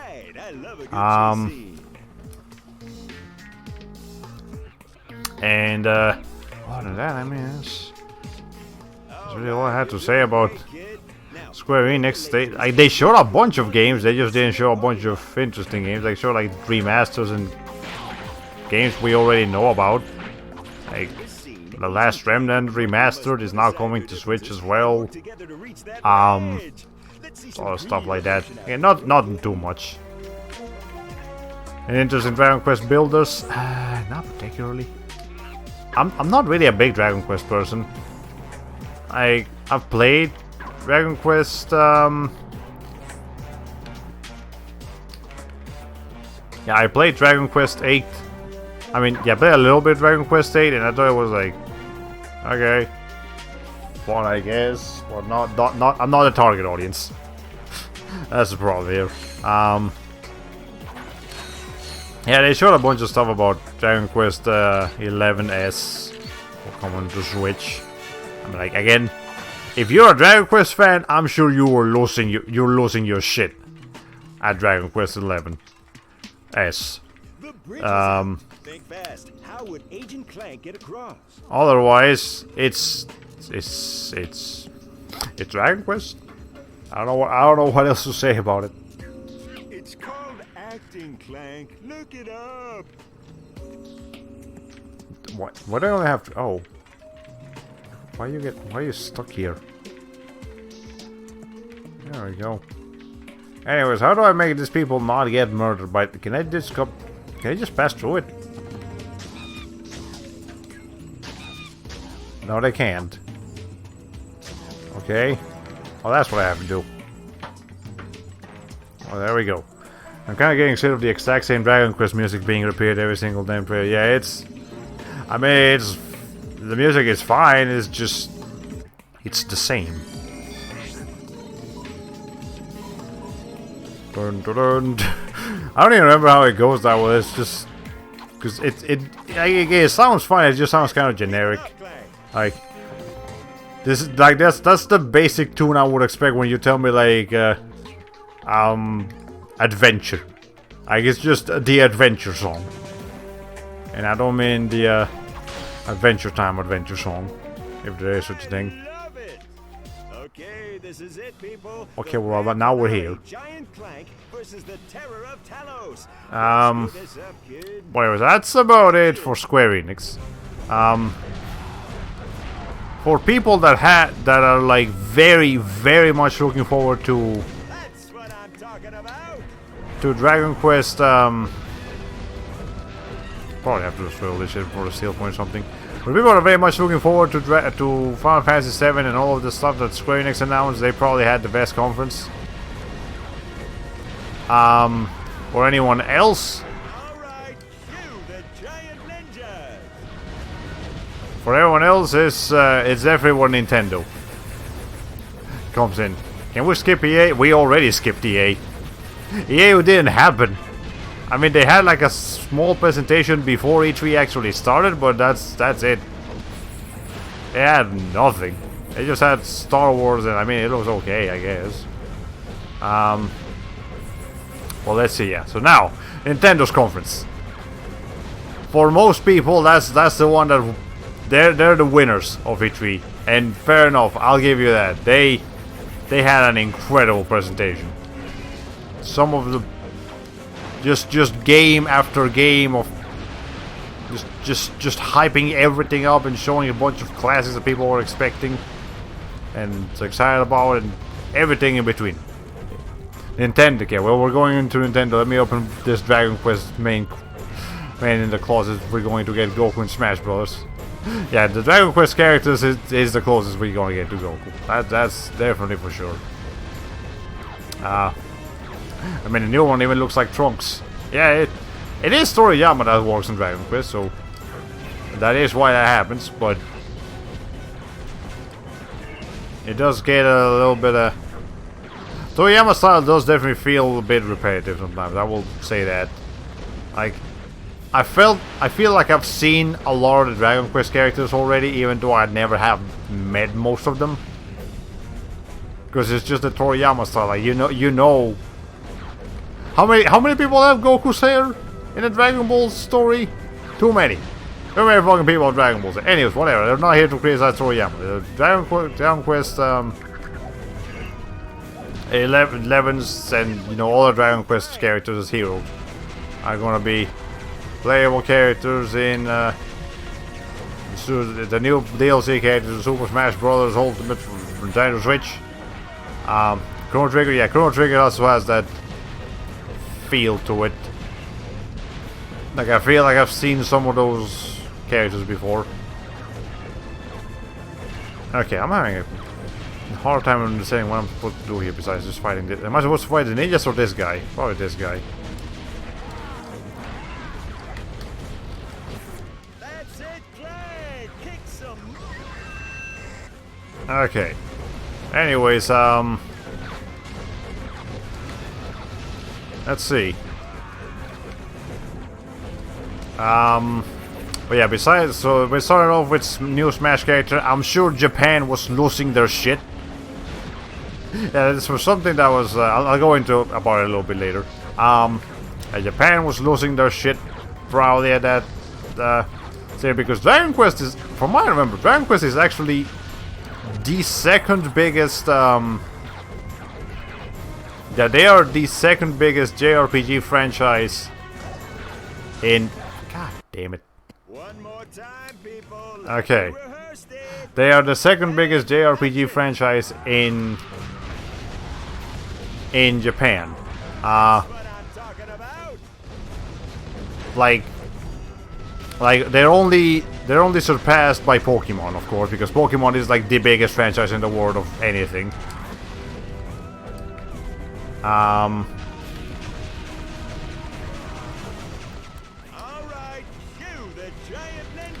And you know, it's fun.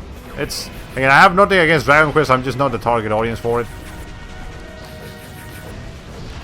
But I will at least say that the new character, I mean, looks interesting. He's got like an MP bar too, so he can like cast spells in the middle of combat, and his own spells will do some interesting. They can even kamikaze to kill.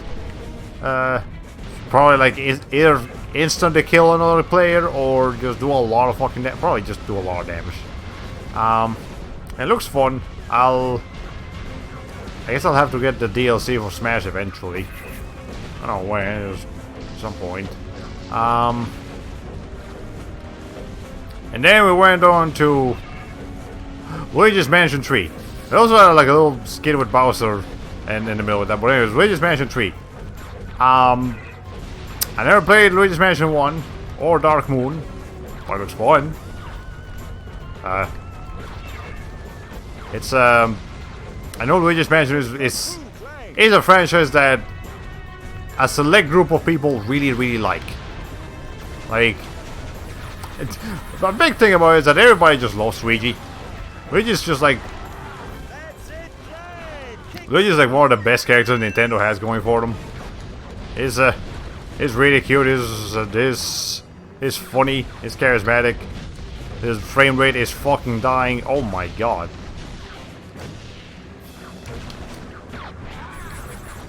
Okay.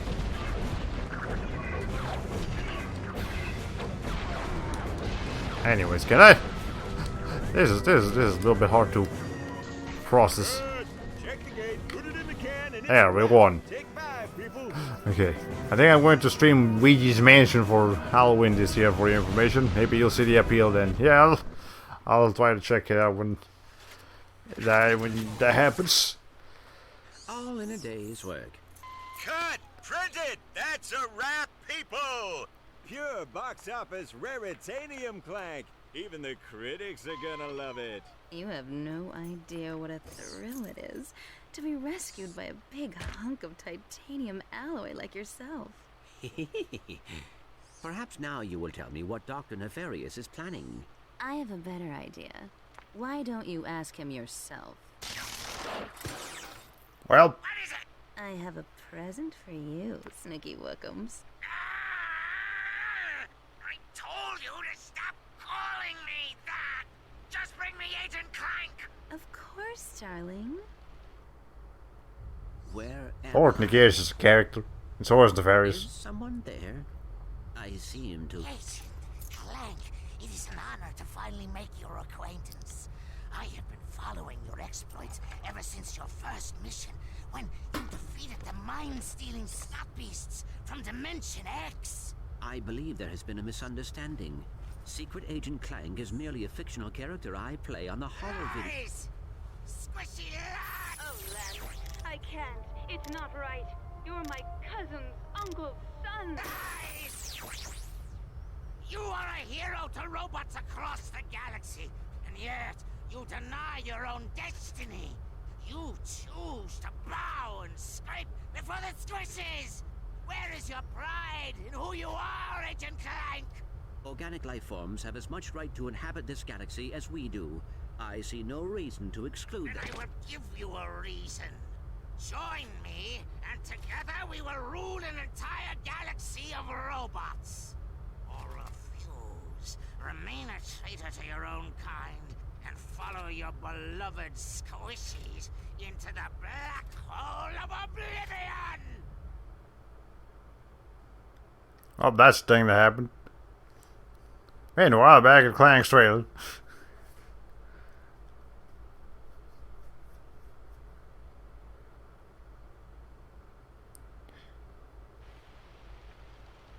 Clank should have been back by now. What could be taking him so long? I like this guy. He's like a robot alien skeleton. Oh yeah, everybody loves Dr. Nefarious. He's like one of the most popular villains in yeah, he's like one of the most popular villains in Ratchet Clank lore. But anyways, what were we doing? Yeah, so Luigi's Mansion looks great, looks fun. I'll try to check it out eventually. Then they started going like rapid fire. Okay, well, they're not rapid fire, but like just trailer after trailer after trailer. The Dark Crystal. I don't know what that is, but apparently it's some kind of like old puppet cartoon show. Maybe not even old, maybe just like, you know, there's the Dark Crystal, and the people that recognized it or like, you know what, that's cool. I want some of that. But most people, myself included, were probably like, what the fuck? I almost thought you were finding a Quark cosplay in the distance. You know, that would have been a way to look at it.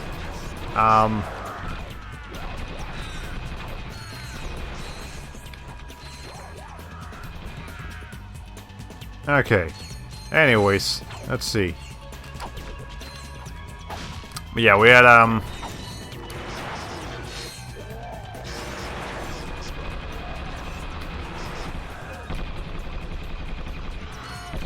okay. We had what am I trying to say here? The Dark Crystal was a cult classic with a big emphasis on practical effects. Netflix is rebooting it as an original series, and they've apparently been wanting to do a video game partnership for a while now, so they decided to the Dark Crystal tie-in. Interesting. Well, now I know.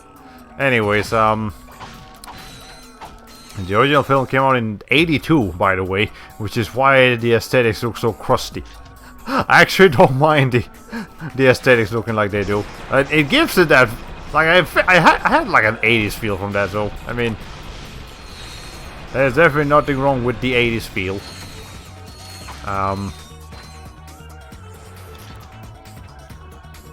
Now let's see.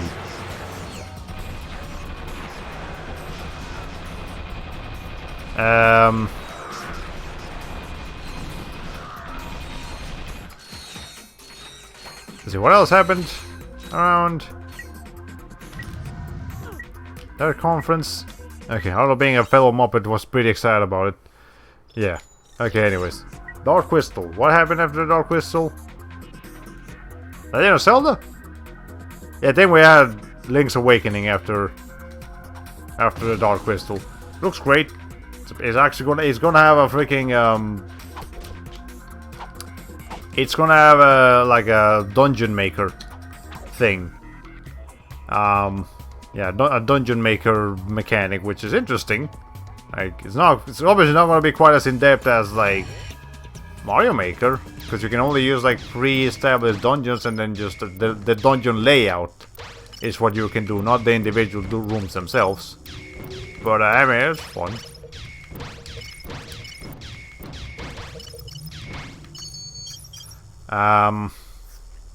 Let's see what else. But yeah, it looks fun. There was a Contra game that looks like shit. I mean, like absolute garbage. I'm not sure how Nintendo approved of that being shown at the at their conference. Contra Rogue Corpse is what I believe it's called. Yeah, it looks absolutely hideous.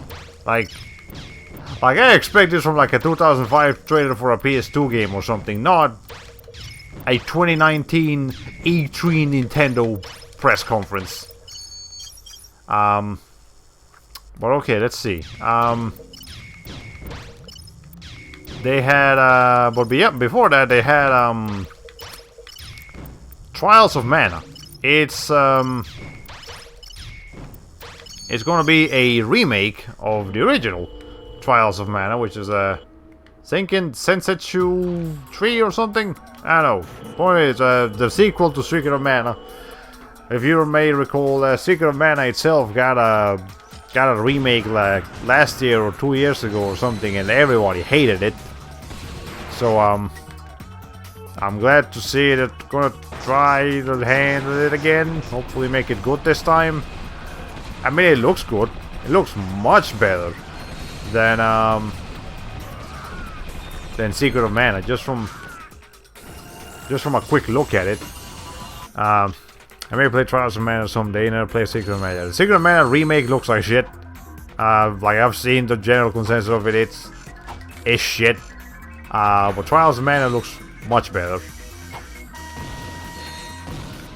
Let's see.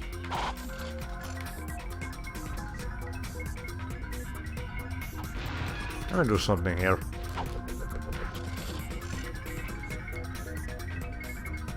I hate two of them.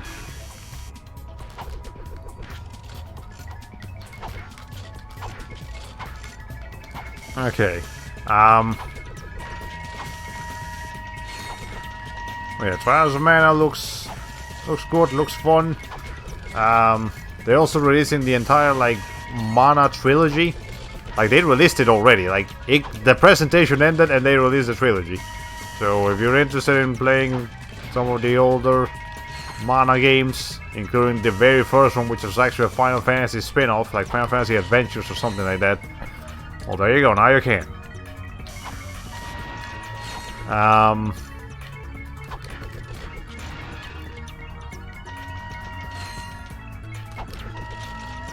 Let's see. I'm tempted to provide some Nintendo E3 bullet points, but you are so precise with the order of games so far. I wonder if you already have a... I don't actually have a list. I just watched the conference and different people reacting to the conference so many times that I kind of started memorizing it. Oh, hi, there's a bolt over there.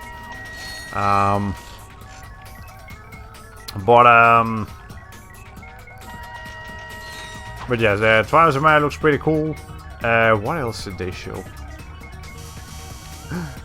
Are you about to provide a list? Well, that will make things a lot easier. I appreciate it. Okay. Also, as soon as I'm done with this stage, we're done for today. It's actually almost 2 hours, and I actually do have to work today. Just at 4, so not early. Let's see.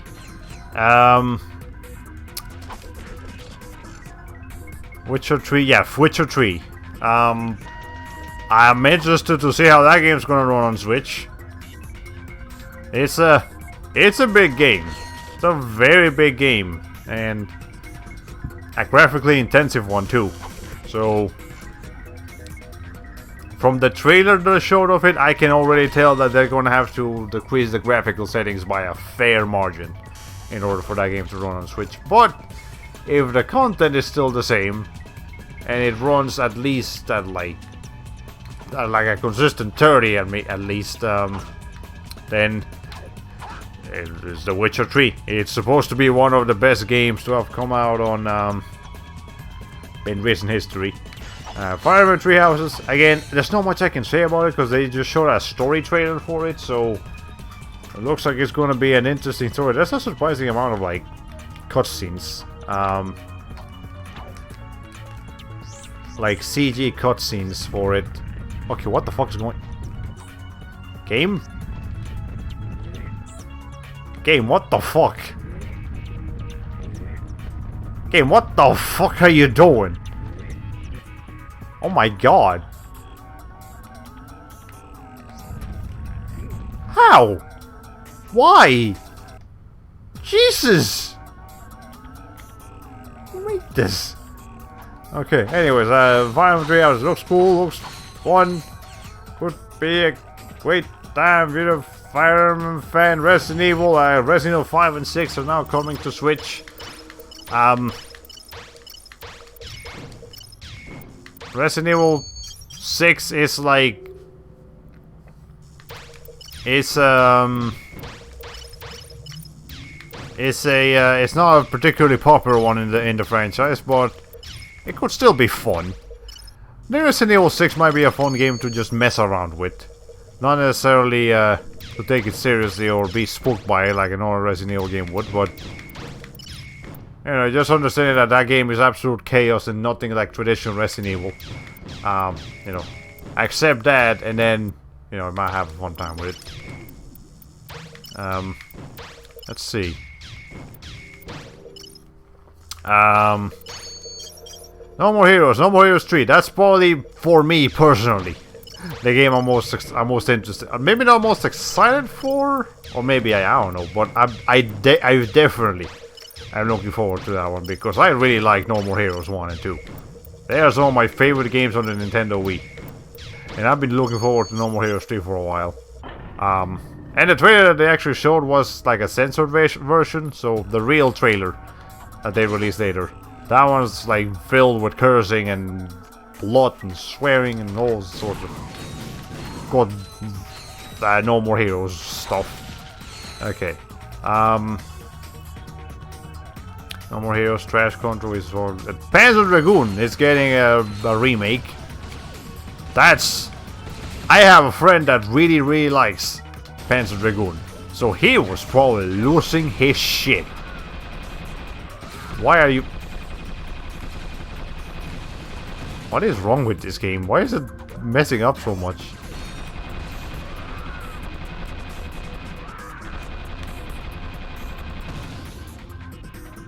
What the fuck's going on with this game? Seriously, what is this? All kinds of glitches and shit happening.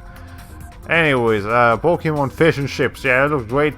Again, I am not happy that the entire Pokédex won't be available, but at the same time, it's like...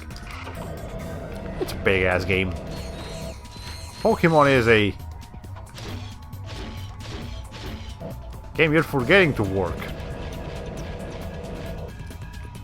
Okay. Anyways, yeah, I'm not happy that the entire Pokédex won't be available, but if they at least get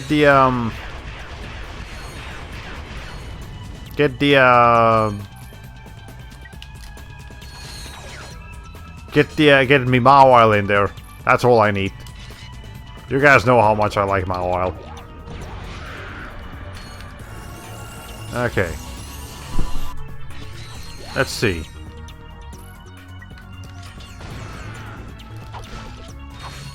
Let me just pause for a second. I need to gather my thoughts properly here. Okay. Astral Chain. Astral Chain looks amazing. Saw some gameplay of it in the treehouse. It actually has character customization, which I wasn't expecting. So you can actually... It's not just those two cops at the beginning. You can actually customize them with the skin color and the hairstyles and eye color and all that sort of good stuff. So you'll be able to make... That's probably why they actually look kind of generic on hindsight. Like, yeah, the main two characters of Astral Chain up until now look pretty basic, but now you'll be able to customize them accordingly. So that's fun. Let's take care of these guys with this thing.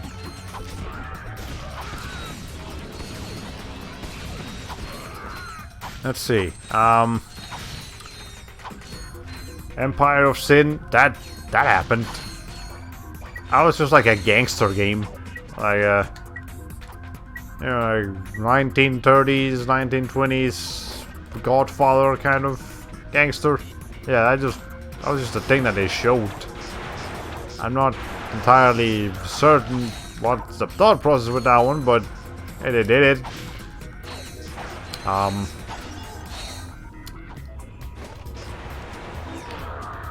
Let's see. They also showed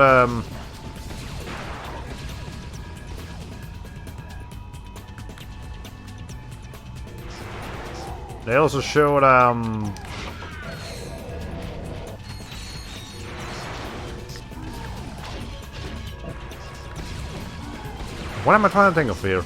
They also showed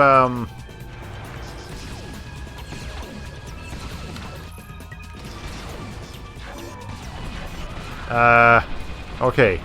I literally have a list here. Marvel Heroes, something, yeah, Marvel Ultimate Alliance 3, the Dark Chronicle, the Black Chronicle, or something like that.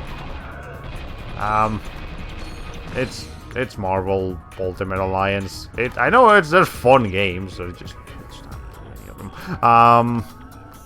Cadence of Hyrule, out now, looks great, awesome. I'll probably check it out someday.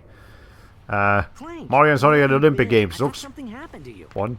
I was having my sprockets lubed. You picked a fine time for a tune-up. Where's Courtney Gears? Miss Gears has left the planet. What? What about Nefarious? Did she tell you where he is? Dr. Nefarious is aboard a star cruiser called the Leviathan. Okay. Nice job, Clank. So, I'll just call Sasha and have her track down that star cruiser. Well, that's great. We don't have Clank anymore. We have some wannabe. Okay. Anyways, Games Battle, Mario Olympics, yeah, looks fun. Animal Crossing. What the fuck is going on with this game? Just get me out of here. Jesus Christ. Why is this game so glitched? Okay, I'm just gonna go back to the Starship Phoenix. Finish my list here real quick and then we'll call it a day. Because clearly Ratchet and Clank does not want to be played right now. My god. Okay, Animal Crossing. It looks cool, I just don't understand why people are screaming, absolutely losing their fucking shit in excitement over a game that's supposed to be like extremely relaxing and laid back. Like, the irony of that is just baffling. But anyways, again, looks fun. It got delayed. Everyone was expecting it would be delayed, so whatever. It's fine. If it's a delay so that the game can be... It's a delay for two reasons. So that the game can be up to the quality that people expect, and so that the developers don't have to go into crunch period.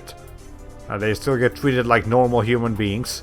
And apparently the stockholders for Nintendo didn't like that too much. I heard somebody has the latest vid comic comic in the Quark versus Nefarious series? Would that somebody hurry up and finish it already? I'll get to it later. Oh, Jesus Christ. Anyways, yeah, Animal Crossing, random junk. Oh, yeah. Okay, now this was when we got the rapid fire thing. Spyro's coming to Switch. I'll probably get it on Switch instead of PlayStation. What the fuck, man? I need armor. Let's see what else. And then new Super Lucky Tale is gonna be made for Switch. Like, the original Super Lucky Tale was like an Xbox One. It was the game that the Xbox One X launched with, which was very stupid. To launch the most powerful graphical machine with a cute, whimsical game. I mean, it's fine. There's nothing wrong with Super Lucky Tale. It just wasn't the game to launch the thing with. So, it is now being repurposed and reimagined as new Super Lucky Tale. And I'm actually looking forward to that one. It looks fun. It's just a cute little 3D platformer. I like my cute little 3D platformers. There was some other stuff in there. Ni no Kuni Remastered is in there. If it runs better than the original, like if it runs at 60 frames per second instead of 30, like the original Ni no Kuni did, then sure, I'll check it out. I haven't played it yet, so I haven't played the original Ni no Kuni yet, so I'll take a look at that. Also, I completely forgot to save on a different save file in this. Whatever, it's fine. Let's see. They had some other stuff in there. Alien Isolation is in there, which is impressive because that game is supposed to be. Yeah, the game's supposed to be pretty good. The Hollow Knight Silk Song. I want to play Hollow Knight. One and the new one as well, so I may do that on the Switch. Al here. Call up the archives on Dr. Nefarious. I want to know who we're up against. I must object in the strongest possible terms. Do I have anything to say to you, Assassin? I guess not. Let's see. Anyway, yeah, the rapid fire stuff was cool. Banjo-Kazooie. Banjo-Kazooie are coming to Smash. That's awesome. I was legitimately shocked by that. That probably did get... I know, like, the entire Nintendo conference got leaked, and then the person who leaked it got, like, contacted by Nintendo lawyers telling them, "You're in big trouble, buddy." So...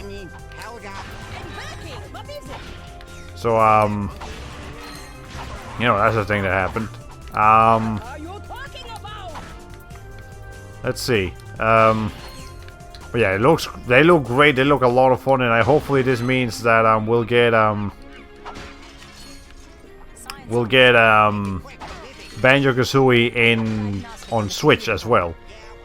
Like, I don't see why not. Nintendo and Microsoft are buddy right now.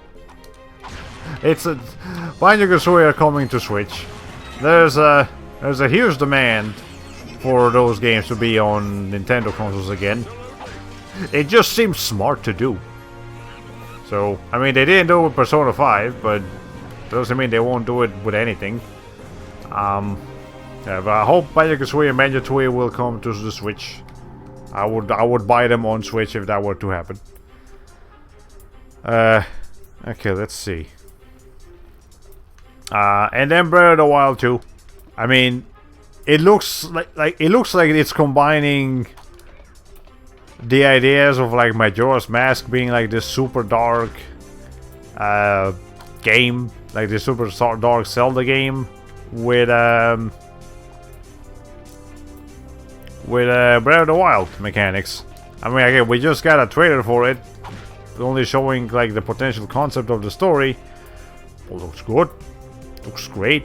I still have to actually play Breath of the Wild properly, but would be a fun time. Anyways, we're done here with Ratchet Clank. Let me just finish my thoughts up here on the pause menu. Okay. Let's see. That's the list. Now, any thoughts on Pokemon Kaiju battles? Oh yeah, the Dynamax. They look cool. Pretty much all I can say. They look cool. I think I'll accept it more than previous gimmicks because it'll be integrate into all the gyms. It looks nice. It looks like, yeah. It looks interesting. I'm surprised Shovel Knight King of Cards wasn't included in the sizzle reel. Oh, is that the thing that's coming out? Maybe. Well, there you go. Shovel Knight's DLC stuff is coming out, or sequel, I don't know. I still have to play Shovel Knight. Small overlooked detail. Banjo-Kazooie's stage, Spiral Mountain, spins. I have no idea how that's going to work in-game. It'll be a bit nauseating, probably, if it goes too fast, but otherwise it should be fun. And